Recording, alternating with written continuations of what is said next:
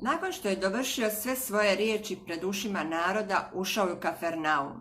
A sluga nekog kapetana koji mu je bio drag razbolio se i bio na umoru.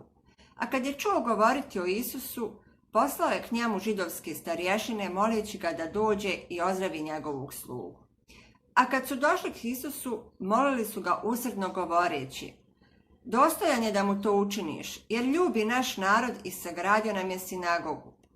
A Isus je pošao s njima. Kad već nisu bili daleko od kuće, kapetan posla svoje prijatelje da mu kažu: Gospode, ne trudi se, jer nisam dostojan da uđeš pod moj krov.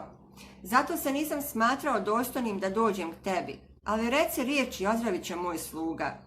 Jer i ja sam čovjek pod vlasti, koji imam pod sobom vojnike i kažem jednome idi, i on ide, i drugome dođe i on dođe, i svom sluzi učini to i on to učini. A kad Isus čuo ovo, zadivi se i okrenuo se mnoštvu koje ga je slijedilo i reče: kažem vam, tako velike vjere nisam naišao ni u Izraelu.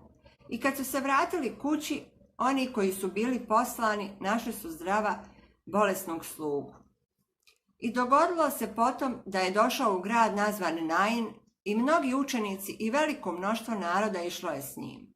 Kad se približio vratima grada, gle, iznosili su mrtvaca, jedinca njegove majke koja je bila udovica, i mnoštvo naroda iz grada bilo je s njom.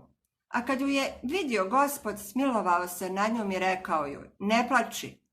I pristupi, dotaknu se nosila, a nosioci su stali. I reče: mladiću, tebi govorim, ustani.